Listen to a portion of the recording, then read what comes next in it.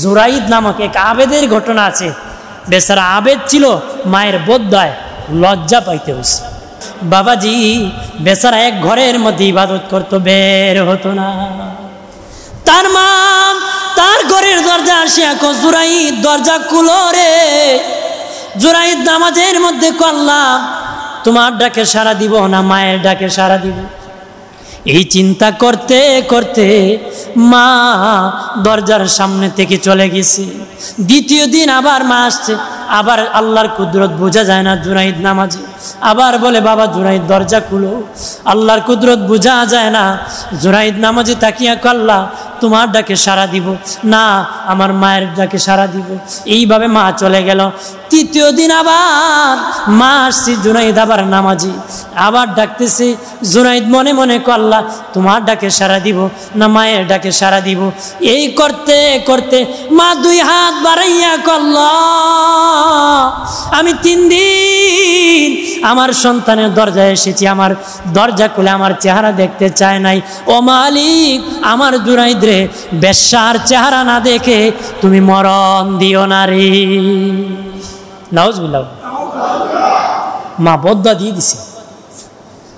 বন্ধুরে আমার, কিছুদিন পরে এলাকার এক রাকাল্লির গরিব একটা সন্তান জন্মগ্রহণ করেছে। মানুষ বলে, এই সন্তান তুই পাইলে কই? এ বেচারা মহিলা ভাবছে, এই জুরাইদ রে মানুষ বড় ভালোবাসে। গাছের প্রথম ফল জুনাইদ রে খাওয়ায়, প্রথম পেঁপে জুনাইদ, সবগুলা জুনাইদ রে দিয়ে এত বেশি মহব্বত করে বলছে, তার নাম বলে দিলে মনে হয় রক্ষা পাবো।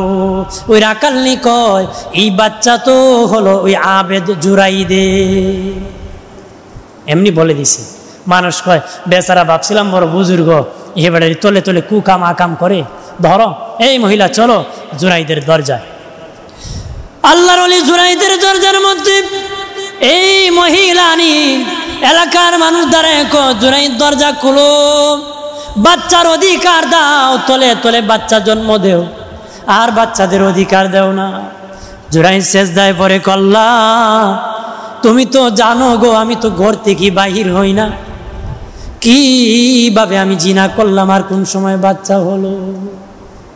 আল্লাহ কো, জুরাইদ রে, ও জুরাইদ, তোমার মা বদদুয়া করেছে বেশ্যার চেহারা দেখে যেন মরণ না হয়।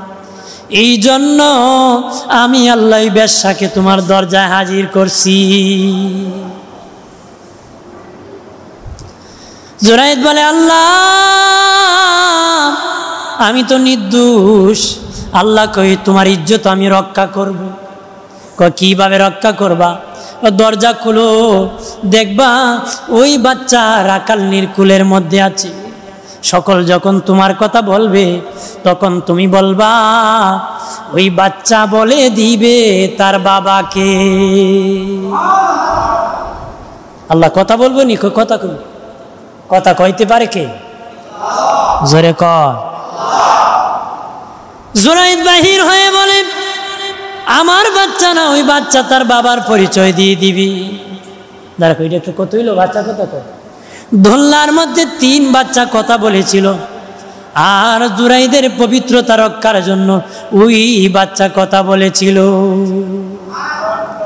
যখন ধরেছে তার বাবার পরিচয় দিয়েছে। কিন্তু আবেদ মানুষ, মায়ের বদদুয়ার কারণে লজ্জা পেতে হয়েছে। ওই লোক সাধারণ ছিল, ছোট্ট মানুষ, মায়ের দোয়ার কারণে আল্লাহর ওলি হয়ে গেছে। আর জোরে কয়। দোস্ত বুজুর্গ, বনি সালমা গোত্রের একটা যুবক ছেলে নবীর কাছে আসিয়া কজু, কত মানুষ মা বলে ডাকে গো, কত মানুষ বাবা বলে ডাকে। ইয়া রাসূলুল্লাহ, আমি ছোটকালে আমার মা বাবা ইন্তেকাল হয়ে গেছে। এখানে এমনও মানুষ আছে অনেক আগে তার মা বাবা বিদায় হয়ে গেছে। কথা হয় না? ওই বনি সালমা গোত্রের যুবক ডেকে বলে, ইয়া রাসূলুল্লাহ, আমার মা বাবা ইন্তেকাল হয়ে গেছেন গো। কত মানুষ মা মা বলে, বাবা বাবা বলে। 3 জিনিস মুখে বলতে বড় ভালো লাগে, 3 জিনিস মুখে বলতে বড় ভালো লাগে।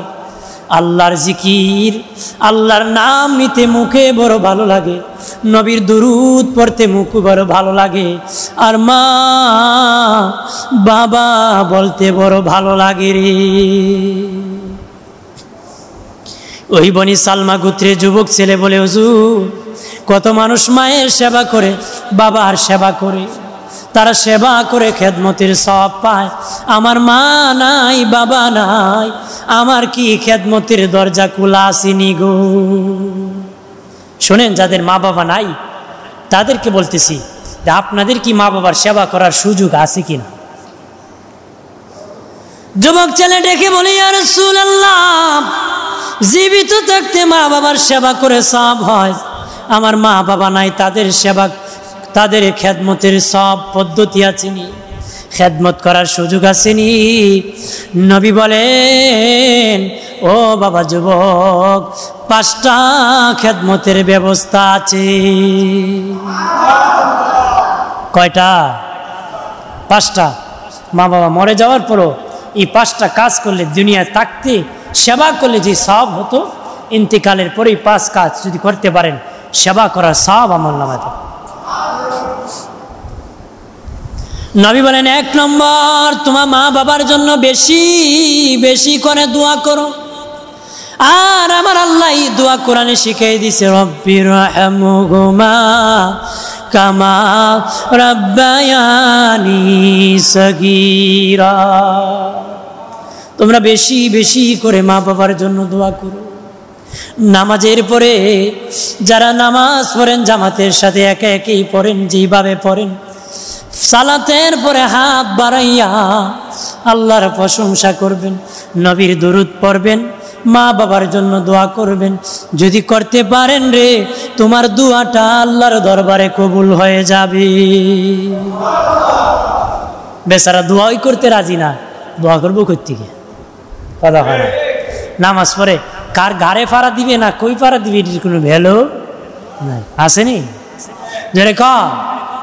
আমি তারা কই, এরা বিলে নামাজ সেজদাত গেলে আল্লাহর সাথে কালেকশনই যায়। এরা যারা কালেকশন আন, এরা দোয়া করতে, মানে এরা যখন সেজদা যায়, এরা আল্লাহর সাথে কথা কয়, এই জন্য এরা দোয়া করে না। কত বড় বুজুর্গ, আমাদের সাথে তো আল্লাহর কালেকশন হয় না, তো এই জন্য দোয়া করি। এত বড় বুজুর্গ আমাদের দেশে আছে নাকি, যে সেজদা গেলে আল্লাহ কথা কয়ের সাথে? মাতন্যারি আপনার, হ্যাঁ, যেই বুজুর্গ কথা কয়, এই বুজুর্গ দোয়া করে, কথা কয় না। এটা একটা ফাতরামি হয়। নামাজ পড়ে ঘাড়ে পাড়া দিয়ে চলে যায়। আগের মুরব্বীদেরকে জিজ্ঞেস করেন, মানুষ প্রাণ করে নামাজ পড়তো, দোয়া করতো, কিন্তু এখন শর্ট হয়ে গেছে। টুপি লাগে না, সুন্নত লাগে না, এই লাগে না, সেই লাগে না, কত কিছুতে লাগে না, এটি কেসি দিয়া কাটা আরম্ভ করছে, কথা কয় না। এক বৃদ্ধ লোক, বৃদ্ধ খালো ফুল, আগে তো মানুষ লুঙ্গি পরতো, তো বেটা শখ করছে ফ্যান পরতো, ফ্যান ফ্যান। তুই বাজার থেকে একটা ফ্যান কিনে নিছে, ফ্যানটা 2 ইঞ্চি লম্বা। কয় ইঞ্চি লম্বা? তো তার ওয়াইফকে বলতেছে, আমার ফ্যানটা 2 ইঞ্চি কাইটে দিবা। ওয়াইফে কয়, আমি চৌকে কম দেখি তো, তোমার বৌমাকে বলো। ছেলের বউকে বলছে যে আমার পায়জামাটা 2 ইঞ্চি কাইটে দিবা। দেখেন না আপনার নাতিদের ঝামেলা। নিজের মেয়েকে বলে, মা আমার প্যান্টটা 2 ইঞ্চি কাইটে দিবা। বাবা পড়ালেখার খুব ঝামেলা। বেচারা রাগ করে আলনাতে ফ্যান রেখে দিছে। তে তার ওয়াইফ কয়, বুড়া কালো শখ করছিল ফ্যান পড়তো, মরে গেলে কথা থাকবো। এই বেচারা আলনা থেকে নিয়ে 2 ইঞ্চি কাটছে, কাইটা আলনায় রাখছে। তার ছেলের বউ কয়, যদি না কাইটা দিই, যদি মরে যায়, আমার শাশুড়ি খুব বুড়া কালো, তোমার শাশুড়ি চাইছিল, আর কথা থাকবো, 2 ইঞ্চি কাইটা দিই। এই বেচারে নিয়ে আরো 2 ইঞ্চি কাটছে। নিজের মেয়ে নিয়ে আরো 2 ইঞ্চি কাটছে। কার তো কয় ইঞ্চি কাটছে, কয় ইঞ্চি? 2 ইঞ্চির জায়গা কাটছে কয় ইঞ্চি? বেড়া ফোন তো ফুল ফ্যান লাগাই দেখে হয়ে গেছে হাফ প্যান্ট। বেড়া যখন ফ্যান লাগাইছে, ফুল ফ্যান কি হয়েছে? Half pant.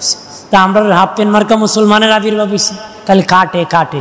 আপনার কোন হাফ প্যান্ট কি একটা প্যান হইতে পারে? যেরকম কাট চাট করে যারা ধর্ম পালন করে, তারা ধর্মের অনুসারী হতে পারে না। কথা বলেন ঠিক কিনা? লাগবে না, নবী বলে লাগে, হেকো লাগে না। কত বড় মুসলমান, এরকম কোন মুসলমানের ছেলে হতে পারে? বন্ধনে আমার 1 নম্বর সেবা হলো মা বাবার জন্য বেশি বেশি করে দোয়া করা। দিনের নবী বলেন এটা হলো মা বাবার সেবা হবে। 2 নম্বর সেবা হলো তোমার মা বাবার জন্য বেশি বেশি করে তাদের গুনাহ মাফ চাওয়া। আল্লাহ গো, আমার মা বাবা আমাকে লালন পালন করতে কত গুনাহ কামাই করছে, ইনকাম করতে গুনাহ কামাই করছে, সীমানা ঠিক করতে কত গুনাহ কামাই করেছে, দুনিয়া চলতে যায় কত গুনাহ কামাই করে গো। আমার মা বাবা কবরে ঘুমাই গেছে গো মালিক, আমার মা বাবাকে তুমি মাফ করে দাও। আমার নবী বলেন যে সন্তান মা বাবার জন্য গুনাহ মাফ চাবে, আমার আল্লাহ খুশি হইয়া তার মা বাবাকে মাফ করে দিবে, সন্তানদেরকে মাফ করে দিবে।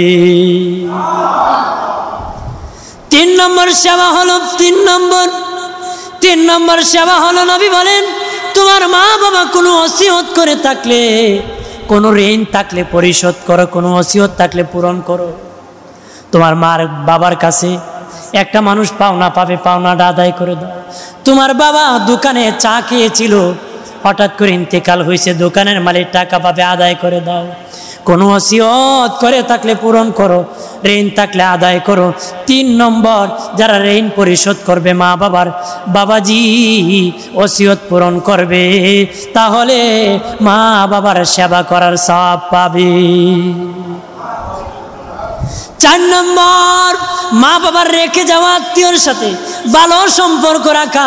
ফুফির বাড়ি, বোনের বাড়ি, খালার বাড়ি, খালুর বাড়ি, নানার বাড়ি, এই রকম রেখে যাওয়া আত্মীয়র সাথে ভালো সম্পর্ক বজায় রাখা।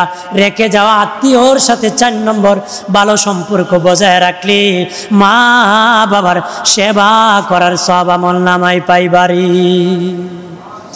5 নম্বর আমার নবী বলেন এ বাবা, 5 নম্বরে তোমার মা বাবার রেখে যাওয়া বন্ধু বান্ধব, যাদের সাথে তোমার মা চলতো, বৃদ্ধ একজন মহিলা, বৃদ্ধ একজন চাচা, তোমার বাবার বন্ধু, এইরকম তোমাদের মা বাবার বন্ধু বান্ধবের সাথে ভালো আচরণ করো। পাইলে সালাম দাও, বাবাকে খাওয়াইলে খাওয়াইতা, ওই চাচাকে একটা চা খাওয়াও, সালাম দাও, বাড়িতে দাওয়াত করো, এইভাবে আপ্যায়ন করো। এইভাবে তোমার বাবার বন্ধু বান্ধবের সাথে যদি ভালো আচরণ করতে পারো, তাহলে তোমার মা বাবার সেবা করার সওয়াব আমলনামায় পাইবারে। এক যুবক আসিয়া বলেন ইয়া রাসূলুল্লাহ, নবী আমি ধ্বংস হয়ে গেছি গো, আমার কি কমার ব্যবস্থা আছেনি? নবী বলেন তোমার বাবা আসেনি? কয় নাই। মা আসেনি? কয় নাই। নবী বলেন তোমার বাবার ভাই চাচা আসেনি? কয় চাচা আছে। নবী বলেন যাও যাও রে যুবক, এখনই যাইয়া তোমার চাচার সেবা করো, চাচাকে খাওয়াও, চাচাকে সম্মান করো, চাচাকে কদর করো, চাচাকে মহব্বত করো। চাচা খুশি হইয়া যখন আল্লাহর কাছে দোয়া করবে, আমার আল্লাহ তোমাকে মাফ করে দিবে। আরেক যুবক বলে ইয়া রাসূলুল্লাহ আমি ধ্বংস হয়ে গেছি গো। নবী বলেন তোমার বাবা আসেনি? কয় নাই। মা আসেনি? কয় নাই। তোমার মায়ের বোন খালা আসেনি? কয় বোন আছে, খালা আছে। কয় এখনই যাও যাও তোমার খালার সেবা করো, খালাকে মহব্বত করো, চালাকে চুমু খাও, খালাকে খাবার দাও, চালাকে মহব্বত করো। তোমার খালা যখন হাত বাড়াইয়া আল্লাহর কাছে দোয়া করবে, আমার আল্লাহ তোমাকে মাফ করে দিবে। এখন আরো বাপ মরলে চাচারে ফিটায়, কথা বলেন ঠিক কিনা? এই বেয়াদবের আবির্ভাব হয়েছে। চাচার সাথে ভালো সম্পর্ক নাই, ভাইয়ের সাথে নাই, শুধু সম্পদ আর টাকার জন্য মানুষ বেহুশ হয়ে গেছে, কথা বলেন ঠিক কিনা? বেয়াদব হয় না, আদবদার সন্তান হোক, মা বাবার সেবা করো। সেবা করলে লাভ হয় না লস হয়? লাভ হয় না লস হয়? লাভ হয়। বাবাজি মা হলো জান্নাত, মা হলো জাহান্নাম। মা নেক দোয়া করলে জান্নাত, বদ দোয়া করলে জাহান্নাম। কারণ মা বাবা যদি ঘরে থাকে এখনই যায় মাফ চাইবা, মাফ করে দিবে। মার দিল বড় নরম, মা এত দয়ালু, মাকে মা বললে মার অন্তর ফেটে যায়। আরো জোরে ক। আমার প্রাণের বাবাজি শেষ কথা হলো আমার এইটা, শেষ কথা, জীবন সব যদি দিয়ে দাও, জীবনের সব কিছু যদি দিয়ে দাও, তারপর মা বাবার ঋণ আদায় করতে পারবা না রে, জীবনও পারবা না। হযরত আব্দুল্লাহ ইবনে উমর কাবাগরের পাশে দাঁড়িয়ে আছে। একটা যুবক তার মাকে কাঁধে উঠাইয়া কাবাগর তাওয়াফ করেছে, সাফা মারুয়া দৌড়াইছে, মিজানের পাল্লা সব কিছু কাজ করছে। হজের কাজ কমপ্লিট করার পরে ওই যুবক বলতেছে আওয়াজ করে, আমি আমার মায়ের হক আদায় করলাম। কি কর? আমি আমার মায়ের হক আদায় করতে আছি। আব্দুল্লাহ ইবনে ওমর বলে, যুবক রে, আমার বলো কি তুমি আদায় করেছো? যুবক বলে, আমার মাকে লইয়া কাবা ঘর তাওয়াফ করেছি, সাফা মারওয়া দৌড়াইছি, হজের যত কাজ আছে কমপ্লিট করেছি, আমি আমার মায়ের হক আদায় করেছি। আব্দুল্লাহ ইবনে ওমর বলে, না রে যুবক, এইভাবে সারা জীবন যদি কাঁধে উঠায় হজ করা, মায়ের হক আদায় করতে পারবে না, এটারও হক আদায় করতে পারস না। তোর মা, তুই যখন কোনো যন্ত্রণা পেতে, ব্যথা পেতে, অসুস্থ হতে, তোর কষ্ট দেখে তোর মা যখন আহ করতো, আল্লাহ আমার বাবাকে সুস্থ করে দাও, ঈদে আহ করেছে, তোর মার এই আহ ভালোবাসার মূল্য তুই দিতে পারস নাই। তোর মার এই হার ভালোবাসার মূল্য তুই দিতে পারস নাই।